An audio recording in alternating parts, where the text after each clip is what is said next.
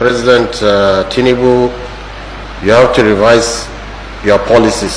If not, they are going to destroy the nation.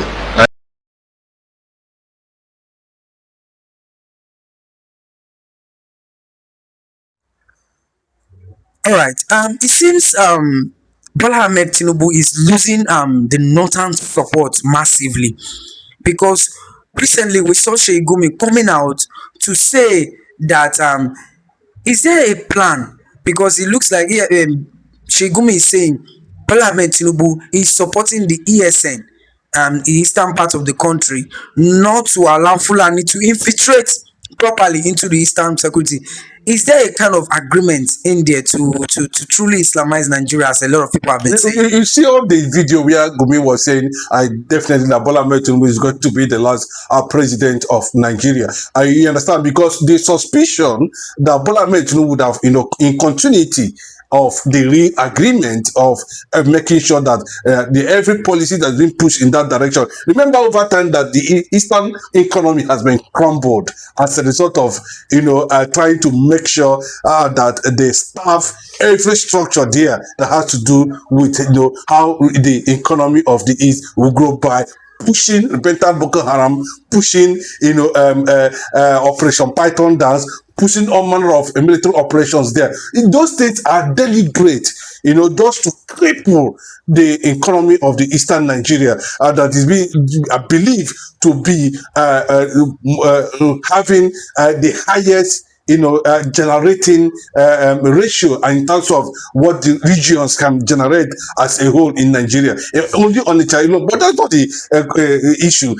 Why is it that the Northerners, Bola Ahmed Tinubu is losing the Northern support, and now we are seeing Sheikh Gumi, trying to talk to the Eastern governors, questioning the rationale of a sudden sophistication of the ESN against the hitting Fulani IDP camps, in almost the south and southeast in Biafran land. And thank God, maybe they underrated the ESN in that regard, because this you are seeing today, they are calling themselves ESN, they are not ESN. The real ESN, if you see them, they are professionally trained for the agenda, not to attack the Nigerian military police or military checkpoint or anything or police stations. No, ESN agenda is specifically stated that the reason why it was established was because of what is happening across the globe in Nigeria today. That was why ESN was established. ESN was not established. So anything that is building and that, now all these guys you are saying they call them this and that, those are not ESN. ESN are invisible. You can't see them, and they operate tactically. And that's why you can notice they are in Benue. Tomorrow you can notice they are in Kogi. Tomorrow, the next day they are in Imo State and all that. Look at what they have done in Abia State. Look at what they have done in Imo State, and you can see discovering and smashing years of 10 years, 15 years of forest IDP camps where you have thousands and hundreds of Fulanis ambushing in those forests, waiting for an order to strike. They quietly go in there as professionals using all manner of sophistication. Most of them are trained outside the country, not these ones that say they call themselves ESN. So that's what it is. Now today they have rejected because the Eastern governors could not be able to conquer them because, their source of support does not come from the Eastern governors. The source of support comes from, well-meaning Biafrans all over the world who want their land, the Biafran land to be secured. Thank God for the South now who are also joining in the struggle of the Biafran movement. Yes, because it's like the consciousness is back, just like what we are witnessing in the North now in terms of the Hausas, coming out to say, we cannot continue in this unfortunate unity. There are so many reasons why Nigeria will not survive as a nation, and I can tell you that. I've been saying it, and repeatedly I've been saying it. Nigeria will collapse like a pack of cards, and before that is done, it tells you that Nigeria is not a federating unit, and they are only federating to protect a few interests of conquest, and that is what is happening. Bola Ahmed Tinubu is part of the plan. I can tell you that, but because of the exposure of what is happening within the Middle East now, and the decision of United States of America and of course Israel, it looks like Bola Ahmed Tinubu, I want to tread, carefully now on the issue of what is happening in Nigeria. The insecurity you are seeing in Nigeria is not just an insecurity; it's an ideology tied to Islamization. A lot of people are saying that why is it that Sunday Igbo is acting freely in the southwest of the country? You see that video where boys of Sunday Igbo apprehended some Fulani terrorists. But why is it that there seems to be so much attack on the ESN in the southern eastern part of the country? Yes, Was it because of Mazin Namdekan? No, not because of Mazin Namdekan, because it is believed to be the remaining zone on to be conquered, and the Biafra land remains a resistance force. And this is what we have been saying even before. This is actually why Ojukwu went to war. Yes, this is the reason why Ojukwu actually went to war. And the Igbo land would have been Islamized before now, but because Ojukwu resisted that plot. Even though it was believed that Fajuyi, yes, they call him Fajuyi, Adekule Fajuyi, was the sponsor of that coup. But not forgetting that what is it called? If I can actually remember his name, Kaduna Nzogo was the leader of the northern plot, the leader of the southern plot, and the leader of the western plot and the eastern plot. What did they do? So revelations keep on coming, but in all these things, the Igbos are being used as a shield to manipulate a narrative that paints a certain direction and picture that Igbos are the ones who are actually orchestrating challenges in Nigeria. So the Fulanization did not stop now. Ojukwu was the one who resisted it. If not, by now, maybe possibly the Biafran land would have been totally Islamized so that they can go and rest. But while you are seeing that the Yoruba side in the southwest, for instance, that just like Sunday Igbo who just came up with a Iruku or whatever they call the security outfit, or within few days the federal government don't just approve it, and they are just everywhere. If it's an Igbo man, no, it cannot happen, because see, they share the same thing. I can't tell people that there is Fulani DNA in Yoruba land. There's no two ways about it. There is, and that is why you look at this shared always they use a certain narrative to paint a certain picture at the end of the day. Then what is the difference of what Igbo is doing now with that of ESN?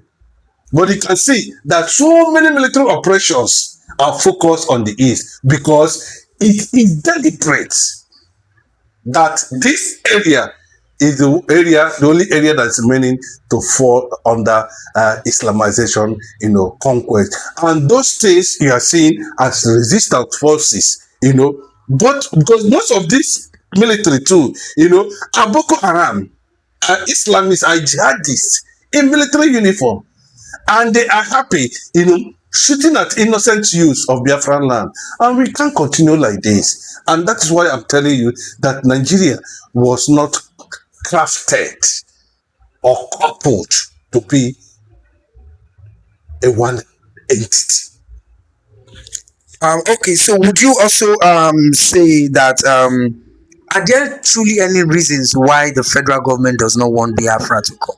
There are so many reasons, just like Gowon and all the stupid people that have ruled this country in the past know the reality, especially people from the northern extraction and the British government. Thank God that, they have thrown Kestama out completely. And we are having a new a British Prime Minister, and the Boham, who is also coming on the board. But all eyes on him. We are not talking about Donald Trump, if Donald Trump did not do the needful, then, because it looks like Donald Trump is also likely, unfortunately, let me just put it that way, his recent interview and statement is not quite really encouraging with what is happening in Nigeria. But Donald Trump should not forget that in every day in this unfortunate entity called Nigeria, thousands of Christians are being murdered in their respective places. And I can tell you that. Look at what's happening in Benue. A Makaba Meiti person was killed. The entire, Fulani jihadists have threatened to wipe out anything in Middle Belt just 3 days ago. So, what are we talking about? So, Donald Trump should understand that anybody that's lobbying you and all that, is just making mockery of the real thing. They are just trying to deceive you, bringing all these people around you. You are just being deceived, Donald Trump. Take the right decision about this unfortunate entity and call a spade a fucking spade. As simple as that. So, you cannot tell me that because of oil, because of what, because of the reason, that's the reason why Nigerian government are pretending to be a federating unit, why they are not a federation. Because of crude oil. That is all. And they have continued to destroy the Biafran land with exploration. That's the reason why. Now I ask the question, what is it Nigeria can offer an Igbo man that Igbo man cannot offer himself? What is it that Nigeria can offer a Yoruba man that a Yoruba man cannot offer himself? What is it that Nigeria can offer an Hausa man cannot offer himself? So there's a conspiracy theory that unanimously driving anything that rises from the east. But the Easterners alone, the Igbo people alone, have contributed more than any black race in Africa in terms of development, in terms of research, in terms of science, in terms of discovery, in terms of inventions. You can go and fact check. Today, from the ashes of the war, we became the highest rated tribe zone in education around the world. So you can see how unfortunate everybody. Why is it that Igbo man has not become president of Nigeria? Why is it that Nigerians cannot vote for an Igbo man? But when an Igbo man said, when all this, I want to, they now bring out their guns and begin to shoot. Elekenti Oba. Time will come that their guns can no longer answer the questions of freedom, of quest for freedom. All right. So finally, let me also ask you. A lot of people are saying, since you're talking about Biafra to come, the reason why federal government does not want Biafra to come, a lot of people are saying now that, don't you think the dissolved DOS is working against the restoration of Biafra? Of course, with the revelations that is going on, Mr. Richard, I have to be very honest to you. You can see it from Ambinitio that, there's a lot of infiltration to the extent that Mazi Nnamdi Kanu's wife have become a victim. Very unfortunate. That they could not even wait until Mazi Nnamdi Kanu is being released from Sokoto prison for them to put out anything they have. So it has gotten to the extent they said, okay, I will have taken enough and we need to, they start bringing all manner of narratives. How dare you? They started talking out, they are not even ashamed of themselves. They didn't look back and understand what transpired in 1967. How constitutions in Nigeria has failed the reality of one Nigeria.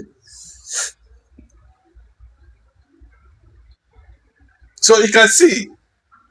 So because of money now, they forgot and disagree among themselves on the rules of engagement, which is the code of conduct. Chike Dosem and the rubbish, all of them, I don't want to talk about them. Are they the only DOS that have been sacked? So what is the big deal? Since 2022 or thereabout, they came into, or even more than or less than that very year. I think they have been there for years now. What have they achieved that Mazen Nnamdi Kanu has not achieved?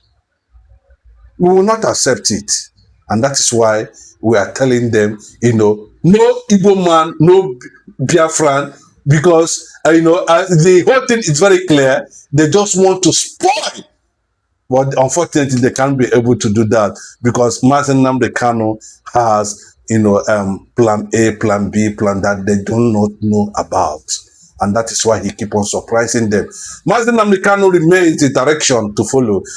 Simon Ekpa remains the entity of understanding in this struggle.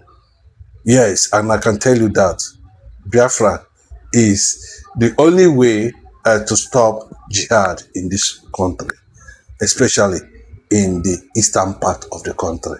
And Bola Ahmed Tinubu's government knows that Mazen Nnamdi Kanu is not a terrorist, but a resistant element against injustice and wickedness.